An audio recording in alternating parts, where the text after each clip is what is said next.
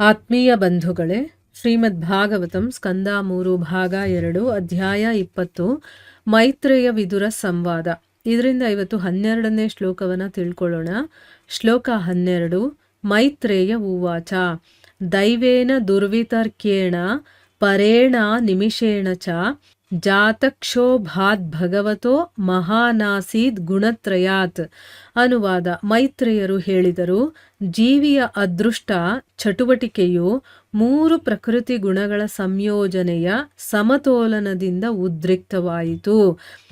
ಆಗ ಮಹಾವಿಷ್ಣುವಿನಿಂದ ಮತ್ತು ಕಾಲ ನಿರ್ಬಂಧದಿಂದ ಒಟ್ಟು ಭೌತ ದ್ರವ್ಯಗಳು ಸೃಷ್ಟಿಯಾದವು. ಇದು ಶ್ಲೋಕ ಮತ್ತು ಅದರ ಅನುವಾದ. ಈಗ ಭಾವಾರ್ಥದ ಮೂಲಕ ನಾವು ಇದರ ಅರ್ಥವನ್ನು ತಿಳ್ಕೊಳ್ಳೋದಕ್ಕೆ ಪ್ರಯತ್ನ ಮಾಡೋಣ. ಓದ ಭಾಗದಲ್ಲಿ ನಾವೇನು ತಿಳ್ಕೊಂಡ್ವಿ? ವಿದುರರು ಹೇಳ್ತಾರೆ, ನಾವು ತಿಳ್ಕೊಳ್ಳದೇ ಇರುವಂಥ ವಿಷಯಗಳನ್ನೆಲ್ಲ ನೀವು ತಿಳ್ಕೊಂಡಿರೋದ್ರಿಂದ ದಯವಿಟ್ಟು ನನಗೆ ಹೇಳಿ, ಜೀವಿಗಳ ಮೂಲ ಪುರುಷರಾದಂತಹ ಪ್ರಜಾಪತಿಗಳನ್ನು ಸೃಷ್ಟಿ ಮಾಡಿದ ಮೇಲೆ ಜೀವಿಗಳನ್ನು ಸೃಷ್ಟಿ ಮಾಡೋದಕ್ಕೆ ಬ್ರಹ್ಮ ಏನು ಮಾಡ್ದ?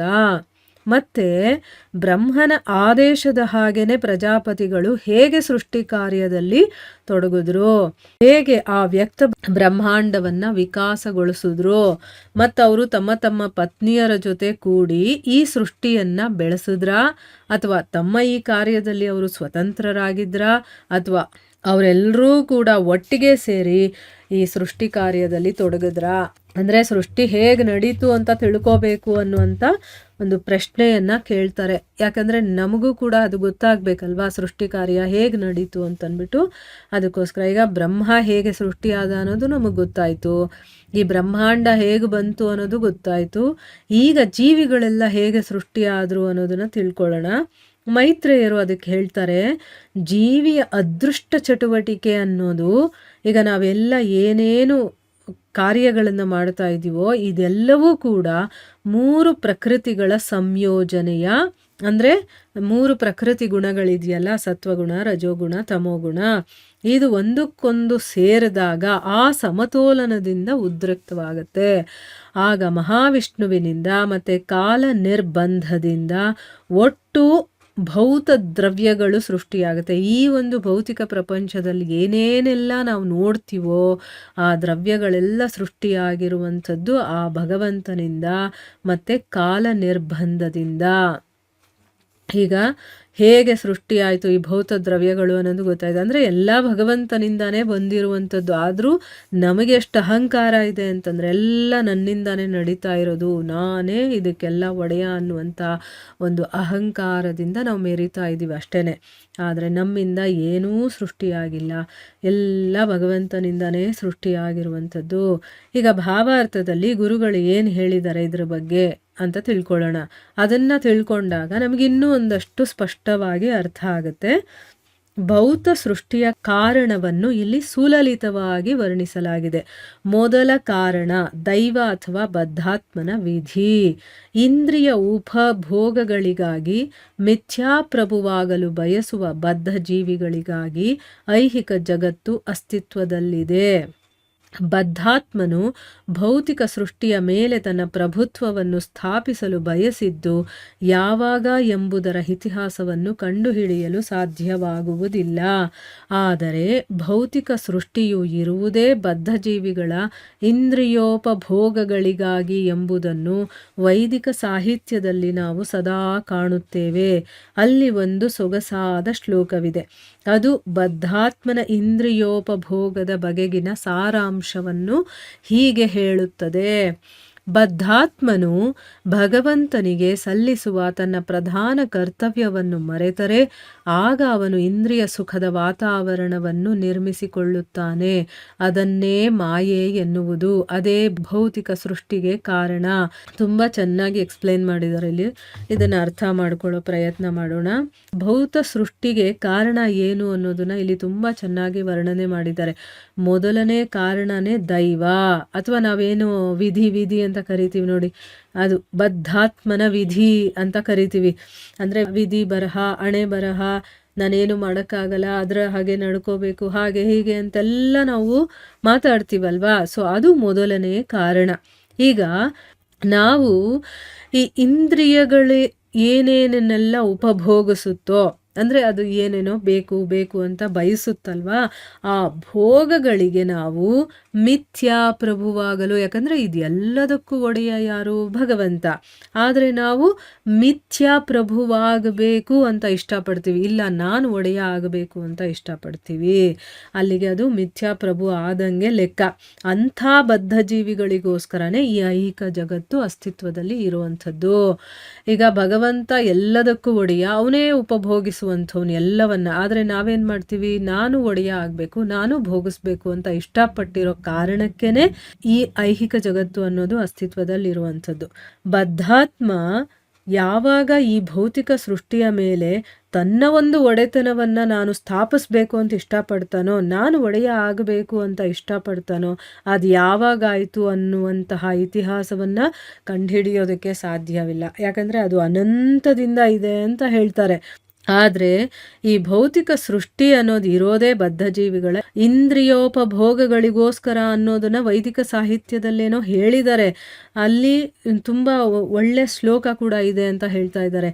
ಅದು ಬದ್ಧಾತ್ಮನ ಇಂದ್ರಿಯ ಉಪಭೋಗದ ಬಗ್ಗೆ ಸಾರಾಂಶವನ್ನು ಹೇಳುತ್ತೆ. ಅಂದರೆ ಏನು ಅಲ್ಲೆಲ್ಲ ಏನು ಎಕ್ಸ್ಪ್ಲೈನ್ ಮಾಡಿದಾರೋ ಅದರ ಸಾರಾಂಶವನ್ನು ಇಲ್ಲಿ ಹೇಳ್ತಾ ಇದ್ದಾರೆ. ಏನು ಅಂತಂದರೆ, ಬದ್ಧಾತ್ಮ ಇದಾನಲ್ಲ, ಅವನು ಭಗವಂತನಿಗೆ ಸಲ್ಲಿಸಬೇಕಾಗಿರುವಂತಹ ತನ್ನ ಪ್ರಧಾನ ಕರ್ತವ್ಯ, ಅಂದರೆ ಈಗ ನಾನು ಭೋಗಿಸ್ಬೋದು, ಆದರೆ ಅದನ್ನೆಲ್ಲ ಭಗವಂತನಿಗೆ ಸಮರ್ಪಣೆ ಮಾಡಬೇಕು. ಯಾಕಂದರೆ ಅವನಲ್ವಾ ಒಡೆಯ, ಅವನೇ ಅಲ್ವಾ ಇದನ್ನೆಲ್ಲ ಕೊಟ್ಟಿರೋದು.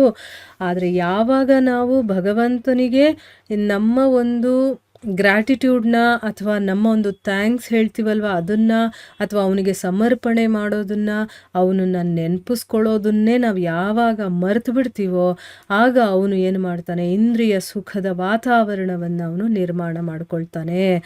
ಅಂದರೆ ಯಾವಾಗ ನಾವು ಭಗವಂತನನ್ನು ಮರಿತೀವೋ ಆಗ ನಮಗೆ ಮಾಯೆ ಅಟ್ಯಾಕ್ ಆಗುತ್ತೆ ಅಂತ ಅರ್ಥ. ಈಗ ಇಂದ್ರಿಯ ಸುಖದಲ್ಲಿ ಮುಳುಗಿದ್ದೀವಿ ಅಂತಂದರೆ ಮಾಯೆ ಒಳಗಡೆ ಇದ್ದೀವಿ ಅಂತ ಅರ್ಥ. ಆದರೆ ನಮಗೆ ಅದೇ ಚೆನ್ನಾಗಿದೆ ಅಂತ ಅನ್ನಿಸ್ತಾ ಇರುತ್ತೆ. ಅಷ್ಟೊಂದು ನಾವು ಮಾಯೆಗೆ ಒಳಗಾಗ್ಬಿಟ್ಟಿರ್ತೀವಿ. ಭಗವಂತನನ್ನು ಕಂಪ್ಲೀಟಾಗಿ ಮರೆತು ಬಿಡೋದು. ನನಗೆ ಎಷ್ಟು ಚೆನ್ನಾಗಿರುವ ಜೀವನ ಸಿಕ್ಕಿದೆ, ತಿನ್ನೋದಕ್ಕಿದೆ, ಹಾಳು ಕಾಳುಗಳಿದ್ದಾರೆ, ಮಲಗಕ್ಕಿದೆ, ನನಗೆ ಏನು ಸೌಕರ್ಯ ಬೇಕೋ ಎಲ್ಲ ಇದೆಯಪ್ಪ ಅಂತ ನಾವು ಆ ಒಂದು ಖುಷಿಯಲ್ಲಿ ಇರ್ತೀವಿ. ಆದರೆ ಅದು ಮಾಯೆ ಅನ್ನೋದು ನಮಗೆ ಮರೆತು ಹೋಗುತ್ತೆ. ಅದು ಭೌತಿಕ ಸೃಷ್ಟಿಗೆ ಕಾರಣವಾಗುತ್ತೆ. ಇಲ್ಲಿ ಬಳಸಿರುವ ಮತ್ತೊಂದು ಪದವೆಂದರೆ ದುರ್ವಿತರ್ಕೇಣ. ಯಾವಾಗ ಮತ್ತು ಹೇಗೆ ಬದ್ಧಜೀವಿ ಇಂದ್ರಿಯ ಲಾಲಸೆಗೆ ಒಳಗಾದ ಅನ್ನೋದ್ರ ಬಗ್ಗೆ ಯಾರೂ ವಾದಿಸಲು ಸಾಧ್ಯವಿಲ್ಲ. ಆದರೆ ಕಾರಣವಂತೂ ಇದ್ದೇ ಇದೆ. ನೋಡಿದ್ರಾ? ಈಗ ನಮ್ಗೆ ಗೊತ್ತಾಯ್ತಾ? ಇಲ್ಲಿ ಇನ್ನೊಂದು ಪದವನ್ನು ಬಳಸಿದ್ದಾರೆ, ದುರ್ವಿತರ್ಕೇಣ ಅಂತ ಅಂದ್ಬಿಟ್ಟು. ಅಂದರೆ ಈ ಜೀವಿ ಅನ್ನೋನು ಯಾವಾಗ ಹೇಗೆ ಈ ಒಂದು ಬದ್ಧತೆಗೆ ಒಳಗಾದ. ಈಗ ನಾವು ಬದ್ಧತೆಗೆ ಒಳಗಾಗಿದ್ದೀವಿ. ಯಾವಾಗ ಹೇಗಾದ್ವಿ ಏನೂ ಗೊತ್ತಿಲ್ಲ ನಮಗೆ. ಆದರೆ ಒಂದು ಕಾರಣ ಅಂತೂ ಇದ್ದೇ ಇರುತ್ತೆ, ಆದರೆ ನಮಗೆ ಇವಾಗ ಗೊತ್ತಿಲ್ಲ. ಭೌತಿಕ ಪ್ರಕೃತಿಯು ಬದ್ಧಾತ್ಮರುಗಳ ಇಂದ್ರಿಯ ಸುಖಕ್ಕಾಗಿಯೇ ಇರುವ ಒಂದು ವಾತಾವರಣ. ಇದನ್ನು ಸೃಷ್ಟಿಸಿದವನು ದೇವೋತ್ತಮ ಪರಮಪುರುಷನೇ. ಸೃಷ್ಟಿಯ ಆರಂಭದಲ್ಲಿ ಭೌತಿಕ ಪ್ರಕೃತಿ ಅಥವಾ ಪ್ರಕೃತಿಯು ದೇವೋತ್ತಮ ಪುರುಷನಾದ ವಿಷ್ಣುವಿನಿಂದ ತಲ್ಲಣಕ್ಕೆ ಒಳಗಾಯಿತು ಎಂದು ಇಲ್ಲಿ ಹೇಳಿದೆ. 3 ವಿಷ್ಣುಗಳನ್ನು ಹೇಳಲಾಗುತ್ತದೆ. ಒಬ್ಬನು ಮಹಾವಿಷ್ಣು, ಮತ್ತೊಬ್ಬನು ಗರ್ಭೋದಕಶಾಹಿ ವಿಷ್ಣು ಮತ್ತು 3ನೇಯವನು ಕ್ಷೀರೋದಕಶಾಹಿ ವಿಷ್ಣು. ನೋಡಿ, ಇಲ್ಲಿ ಈ ಒಂದು ಭೌತಿಕ ಪ್ರಪಂಚ ಅಥವಾ ಭೌತಿಕ ಪ್ರಕೃತಿ ಅಂತ ಹೇಳ್ತೀವಿ, ಇದೆಲ್ಲ ಇರೋದು ಏನಕ್ಕೆ ಅಂತಂದರೆ ನಮ್ಮಂತಹ ಬದ್ಧಾತ್ಮರು ಇಂದ್ರಿಯ ಸುಖವನ್ನು ಪಡ್ಕೊಳ್ಳೋದಕ್ಕಿರುವಂಥ ಒಂದು ವಾತಾವರಣ. ಇದನ್ನು ಸೃಷ್ಟಿ ಮಾಡಿರೋದು ಅದಕ್ಕೇನೆ. ಮತ್ತು ಇದನ್ನು ಸೃಷ್ಟಿ ಮಾಡಿರೋನು ಭಗವಂತನೇ. ಈ ಸೃಷ್ಟಿಯ ಪ್ರಾರಂಭದಲ್ಲಿ ಭೌತಿಕ ಪ್ರಕೃತಿ ಅನ್ನೋದು ಭಗವಂತ ವಿಷ್ಣುವಿನಿಂದ ತಲ್ಲಣಕ್ಕೆ ಒಳಗಾಯಿತು ಅಂತ ಹೇಳಿದ್ದಾರೆ. ಈಗ ಈ ಒಂದು ವಿಷಯಗಳನ್ನೆಲ್ಲ ನಾವು ಭಾಗವತದ 1ನೇ ಸ್ಕಂದದಲ್ಲೇ ತಿಳ್ಕೊಂಡಿದ್ದೀವಿ. 3 ವಿಷ್ಣುಗಳಿದ್ದಾರೆ. ಒಬ್ಬನು ಮಹಾವಿಷ್ಣು, ಗರ್ಭೋದಕಶಾಹಿ ವಿಷ್ಣು ಮತ್ತು ಕ್ಷೀರೋದಕಶಾಹಿ ವಿಷ್ಣು ಅಂತಂದ್ಬಿಟ್ಟು ಅದ್ರ ಬಗ್ಗೆ ಎಲ್ಲ ನಾವು ತಿಳ್ಕೊಂಡಿದ್ದೀವಿ. ಮರ್ತೋಗಿರ್ತೀವಲ್ವ, ಇನ್ನೊಂದು ಸರಿ ನಾವು ಕೇಳಿದಾಗ ಅದೆಲ್ಲ ನೆನಪಾಗತ್ತೆ. ಶ್ರೀಮದ್ ಭಾಗವತದ 1ನೆಯ ಸ್ಕಂದದಲ್ಲಿ ಈ 3 ವಿಷ್ಣುಗಳ ಬಗೆಗೆ ಚರ್ಚೆ ಇದೆ ಮತ್ತು ಇಲ್ಲಿ ಕೂಡ ವಿಷ್ಣುವೇ ಸೃಷ್ಟಿಯ ಕಾರಣನು ಎಂದು ದೃಢಪಟ್ಟಿದೆ. ಕೃಷ್ಣ ಅಥವಾ ವಿಷ್ಣುವಿನ ಮೇಲ್ವಿಚಾರಣೆಯಲ್ಲಿ ಪ್ರಕೃತಿಯು ಕಾರ್ಯನಿರತವಾಗಿದೆ. ಮತ್ತು ಈಗಲೂ ಕಾರ್ಯನಿರ್ವಹಿಸುತ್ತಿದೆ ಎಂಬುದನ್ನು ಭಗವದ್ಗೀತೆಯಿಂದ ತಿಳಿಯಬಹುದಾಗಿದೆ. ಆದರೆ ದೇವೋತ್ತಮ ಪರಮಪುರುಷನು ಮಾತ್ರ ಬದಲಾಗುವುದಿಲ್ಲ. ಅಂದರೆ ಈ ವಿಷಯದ ಬಗ್ಗೆ ಎಲ್ಲ ಅಂದರೆ 3 ವಿಷ್ಣುಗಳ ಬಗ್ಗೆ ನಾವು ಭಾಗವತದ 1ನೇ ಸ್ಕಂದದಲ್ಲಿ ತಿಳ್ಕೊಂಡಿದ್ವಿ. ಮತ್ತು ವಿಷ್ಣುನೇ ಸೃಷ್ಟಿಗೆ ಕಾರಣ ಅನ್ನೋದು ಕೂಡ ದೃಢಪಟ್ಟಿದೆ. ಕೃಷ್ಣ ಮತ್ತು ವಿಷ್ಣು ಯಾರಾದರೂ ಅದೆರಡು ಒಂದೇ ಹೆಸರೇನೆ.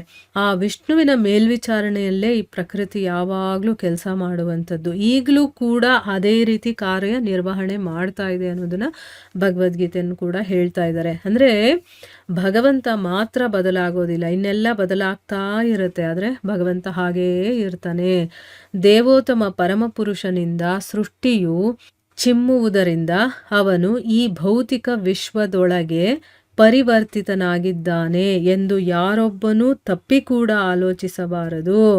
ಅವನು ತನ್ನ ಸ್ವಂತ ವ್ಯಕ್ತಿ ರೂಪದಲ್ಲಿ ಯಾವಾಗಲೂ ಅಸ್ತಿತ್ವದಲ್ಲಿ ಇರುತ್ತಾನೆ.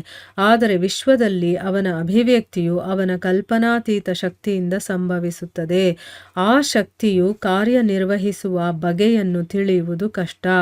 ಆದರೆ ಬದ್ಧಾತ್ಮರು ತಮ್ಮ ಅದೃಷ್ಟಕ್ಕೆ ತಾವೇ ಕಾರಣರು. ಪರಮಾತ್ಮನಾಗಿ ಸದಾ ಜೊತೆಗಿರುವ ದೇವೋತ್ತಮ ಪರಮಪುರುಷನ ಮೇಲ್ವಿಚಾರಣೆಯಲ್ಲಿ ಬದ್ಧಾತ್ಮನಿಗೆ ಪ್ರಕೃತಿ ನಿಯಮದಂತೆ ಒಂದು ನಿರ್ದಿಷ್ಟ ಶರೀರವನ್ನು ನೀಡಲಾಗುತ್ತದೆ. ಇದನ್ನು ವೈದಿಕ ಸಾಹಿತ್ಯದಿಂದ ತಿಳಿಯಬಹುದು. ಅಂದರೆ ಎಲ್ಲ ಚೇಂಜ್ ಆಗ್ತಾ ಇದ್ರು ಕೂಡ ಭಗವಂತ ಹಾಗೆ ಇರ್ತಾನೆ. ಅವನಿಂದಾನೇ ಈ ಸೃಷ್ಟಿ ಚಿಮ್ಮೋದ್ರಿಂದ ಎಲ್ಲರೂ ಏನು ಅಂದ್ಕೊಳ್ತಾರೆ, ಬೇರೆಯವರು ತುಂಬ ಜನ ಏನು ಅಂದ್ಕೊಳ್ತಾರೆ, ಅವನು ಕೂಡ ಪರಿವರ್ತನೆ ಆಗ್ತಾನೆ ಅಂತ ತಿಳ್ಕೊಳ್ತಾರೆ. ಆದರೆ ಆ ರೀತಿ ಅಲ್ಲ. ಭಗವಂತ ತನ್ನ ಸ್ವಂತ ಒಂದು ರೂಪ ಇರುತ್ತಲ್ಲ, ಅದರಲ್ಲಿ ಯಾವಾಗಲೂ ಅವನ ಅಸ್ತಿತ್ವದಲ್ಲೇ ಇರ್ತಾನೆ. ಆದರೆ ವಿಶ್ವದಲ್ಲಿ ಅವನ ಒಂದು ಅಭಿವ್ಯಕ್ತಿ ಅಂದರೆ ಅವನು ಈ ಒಂದು ಜಗತ್ತಿಗೆ ಬರೋದಾಗಿರ್ಬೋದು, ಇಲ್ಲಿರೋದಾಗಿರ್ಬೋದು, ಎಲ್ಲರ ಮುಂದೆ ತನ್ನ ಲೀಲೆಗಳನ್ನು ನಡೆಸೋದಾಗಿರ್ಬೋದು, ಇದೆಲ್ಲವೂ ಕೂಡ ಕಲ್ಪನೆಗೂ ಅತೀತವಾಗಿರುವಂತಹ ಒಂದು ಶಕ್ತಿಯಿಂದ ಸಂಭವಿಸುತ್ತೆ. ಆ ಶಕ್ತಿ ಕಾರ್ಯ ಹೇಗೆ ಮಾಡುತ್ತೆ ಅನ್ನೋದು ಕೂಡ ತಿಳ್ಕೊಳ್ಳೋದು ನಮಗೆ ತುಂಬ ಕಷ್ಟ, ಆಯಿತಾ. ಆದರೆ ಬದ್ಧಾತ್ಮರು ತಮ್ಮ ಅದೃಷ್ಟಕ್ಕೆ ತಾವೇ ಕಾರಣರು, ಆಯಿತಾ. ನಮಗೆ ಒಳಿತಾಗ್ತಾ ಇದೆ ಅಂತಂದರೆ ಅದಕ್ಕೆ ಕಾರಣ ನಾನೇನೆ, ನನಗೆ ಕೆಟ್ಟದಾಗ್ತಾ ಇದೆ ಅಂತಂದರೆ ಅದಕ್ಕೂ ಕೂಡ ಕಾರಣ ನಾವೇನೇ. ಪರಮಾತ್ಮನಾಗಿ ಸದಾ ನಮ್ಮ ಜೊತೆನೇ ಭಗವಂತ ಇರ್ತಾನೆ. ಮತ್ತು ಅವನ ಮೇಲ್ವಿಚಾರಣೆಯಲ್ಲೇನೆ ಬದ್ಧಾತ್ಮನಿಗೆ ಪ್ರಕೃತಿ ನಿಯಮದ ಹಾಗೇನೆ ಈಗ ನಾವು ಹೇಗೆ ನಡ್ಕೊಳ್ತೀವಿ, ನಮ್ಮ ಒಂದು ಪ್ರಕೃತಿ ಹೇಗಿದೆ, ನಾವು ಹೇಗೆ ನಡ್ಕೊಳ್ಳೋದು, ಮಾತಾಡೋದು, ನಮ್ಮ ಕೆಲಸಗಳನ್ನು ಹೇಗೆ ಮಾಡ್ತೀವಿ, ಯೋಚನೆ ಹೇಗೆ ಮಾಡ್ತೀವಿ, ಇದರ ಮೇಲೆ ಒಂದು ನಿರ್ದಿಷ್ಟ ಶರೀರವನ್ನು ನಮಗೆ ಕೊಡ್ತಾನೆ. ಇದನ್ನೆಲ್ಲ ನಾವು ವೈದಿಕ ಸಾಹಿತ್ಯದಿಂದ ತಿಳ್ಕೋಬಹುದು ಅಂತಂದ್ಬಿಟ್ಟು ಇಲ್ಲಿ ಗುರುಗಳು ಡೀಟೇಲ್ ಆಗಿ ಎಕ್ಸ್ಪ್ಲೇನ್ ಮಾಡಿದ್ದಾರೆ. ಸೊ ಇಲ್ಲಿಗೆ ನಾವು ನಿಲ್ಲಿಸೋಣ. ಹರೇ ಕೃಷ್ಣ.